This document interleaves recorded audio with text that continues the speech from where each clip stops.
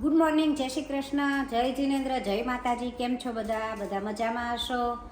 અને અમે બધા વિડીયો બનાવીને બેઠા છીએ. અને હજુ તો માર્ચ મહિનો શરૂ થયો, ત્યાં ઉનાળો શરૂ થઈ ગયો, સખત તડકા પડવા માંડ્યા.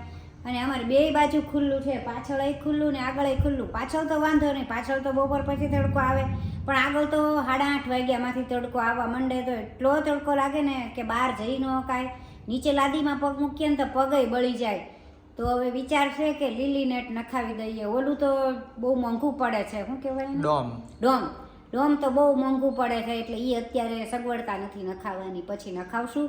પણ અત્યારે લીલી નેટ નખાવી દઈએ તો થોડોક છાંયો રહે અને આપણને તે અંદર તે ઉતાપો ન લાગે. કારણ કે માર્ચ મહિનામાં આટલો તડકા પડશે તો હજી તો એપ્રિલ, મે, જૂન એમાં તો ભૂકા કાઢી નાખશે ગરમી. એટલે મેં કીધું કે આપણે લીલી નેટ નખાવી દઈએ. હવે જોઈએ છીએ કે ક્યાં આગળ મળે છે, અને પાછા એ લોકો નાખવા આવે ને તો આપણને સારું પડે. આપણે જાતે નાખીએ ને, અમે નાખી હતી પણ એ થોડોક પવન આવે ને થોડુંક ઓલું થાય ને ત્યાં નીકળી જાય, તો આ એ લોકો નાખવા આવે ને તો હરખી ફીટ રહે. મમ્મી જે વાત કરે છે ને એ એમાં તડકો તમને બતાવવું ને, તડકો તો એકવાર મેં તમને આમ તો કીધું હતું, પણ છતાંય જો આમ જો કેવો તડકો આ ગાડીની ઉપર ઓલો સૂર્યનો પડે જ ને સેજ જો ચમકે છે આખું એમ. અને આ લાદીમાં ને એમાં તો એવી તપી ગઈ હોય ને કે આમ પગય ન મૂકી ગયા, અને ચપ્પલ તરત જ તે આપણે ગોતવા પડે, દોડીને એવું થાય, દોડીને આમ ચપ્પલ ગોતવા પડે.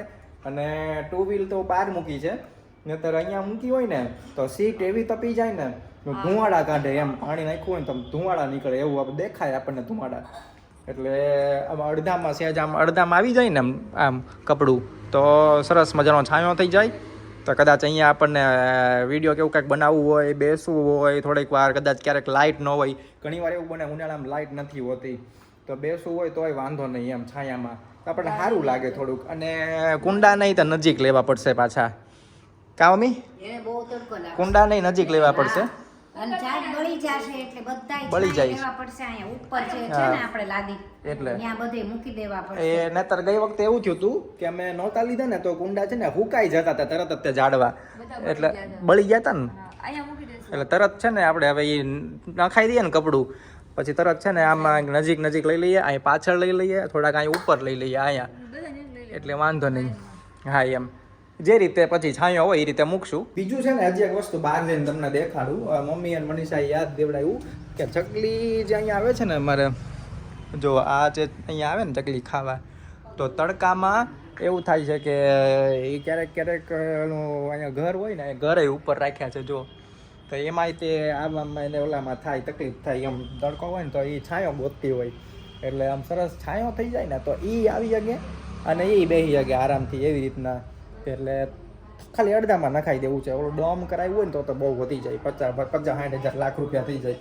એટલે બધું તો આપણે કાંઈ કરાવવું નથી, પણ આપણે સેજા નખાઈ દઈએ ને તો 3-4 હજાર કે 5 હજાર સુધીમાં કદાચ થઈ જતું હોય. તો મને બહુ ખબર નથી, પૂછું પછી ખબર. મસ્ત વાતાવરણ થઈ ગયું છે ને, છોકરાઓને ભણાવી દીધા, રજા પાડી દીધી. જો રજા જાય છે બધા છોકરાઓ, અને બસ હવે અમે અહીંથી બધું લઈએ, એટલે બધું આસન્યાની બધું છે એ બધું વ્યવસ્થિત લઈ હંકેલી અમે નીકળીએ ઘર બાજુ. અને આજે જવું વિચાર છે કે બજારમાં જઈ આવવું છે ને, ઓલું નેટ માટે, નેટ ઓલી જે વાત કરી હતી સવારમાં, એની માટે બજારમાં જઈ આવવું છે. અમે આમ તો અહીંયા આટો મારી આવ્યા, પણ અહીંયા નજીકમાં ક્યાંય કોઈ દેખાણું નહીં, દુકાન કોઈ એવી, એટલે હવે જોઈએ છીએ બજારમાં જઈએ કે કેમ. બજારમાં જઈ આવ્યા અને નેટ માટેનું કહેતા આવ્યા. હરવાર મારું આધાર કાર્ડનું લેતા ગયા હતા, પણ કેટલી બધી જગ્યાએ પૂછ્યું, 3-4 જગ્યાએ પૂછ્યું, બધે સર્વર ડાઉન જ તે.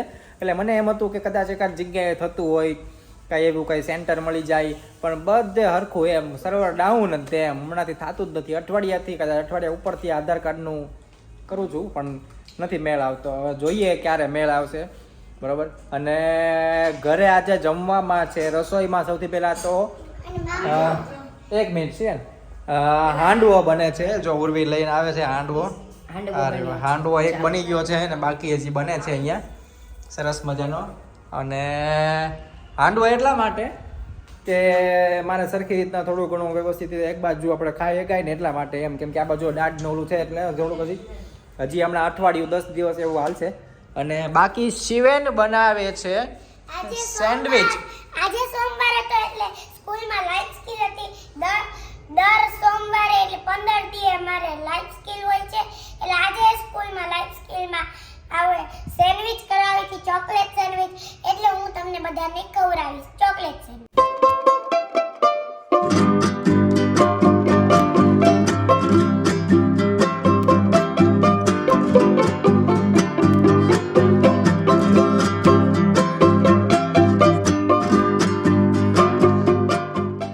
સોમવારે શિવેનને છે ને આ કંઈક લાઈફ સ્કિલ એક્ટિવિટી હોય એટલે 1 કલાક હોય ને શિવેન કે અડધી કલાક 1 કલાક નવું લેક્ચર અડધી કલાકના હોય પણ લાઈફ સ્કિલના 1 કલાક 1 કલાક નહીતર બાકી બધા લેક્ચર તો અડધી કલાકના જ હોય. એમ તમને હું શીખવાડે લાઈફ સ્કિલમાં કેટલુંય તે પછી બેગ ભરવાનું, બ્રશ કરવાનું, સેન્ડવિચ બનાવવાની, કાર્ડ બનાવવાનું કેટલુંય શીખવાડે. હે ને એ દર સોમવારે હે ને દર સોમવારે ને હા દર સોમવારે અલગ અલગ ઘરની નહીં, દર 2 સોમવારે.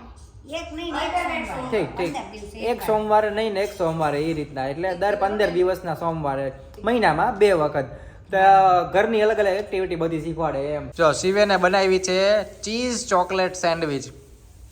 જો આવી મસ્ત. અરે વાહ. હવે આને કાપી નાખવાનું. શિવેનની સેન્ડવિચ અને હાંડવો ખાઈને મજા આવી ગઈ અને હમણાં તો થોડુંક આ તકલીફ છે એટલે ધીમે ધીમે આ બધું ચાવવું પડે એટલે હાલ્યા કરે છે હવે. અને બાકી અત્યારે ટાઈમ થઈ ગયો છે સુવાનો 9:30 થઈ ગયા છે. મમ્મી તૈયાર થઈ ગયા છે. મમ્મી કે હાલો હવે કુવા વૈયા જઈએ આરામનો સમય થઈ ગયો છે. અને શિવેન ને એ બધા જો અહીં તારક મહેતા ચાલુ છે તો ક્યારના બધા તારક મહેતા જોવે છે. ચાલો મમ્મી સુઈ જઈએ. હા ગુડ નાઇટ. જય શ્રી કૃષ્ણ. જય જીનેન્દ્ર. જય માતાજી. બ્લોગ ગમ્યો હોય તો લાઈક કરજો, શેર કરજો, સબસ્ક્રાઇબ કરજો અને કમેન્ટ હા અને શિવ કે ફોલો કરજો. ચાલો તો આજનો વ્લોગ આપણે અહીંયા રાખીએ છીએ. તમને મજા આવી હોય તો લાઈક કરજો, શેર કરજો, સબસ્ક્રાઇબ કરજો. સબસ્ક્રાઇબ ન કરો સબસ્ક્રાઇબ ખાસ કરી દેજો અને કમેન્ટમાં કહેજો કે તમને આજનો વ્લોગ કેવો લાગ્યો. બાકી નવા વ્લોગમાં મળીએ આપણે કાલે. Bye bye. જય માતા, જય શ્રી કૃષ્ણ, જય જીનેન્દ્ર. આવજો. Bye bye.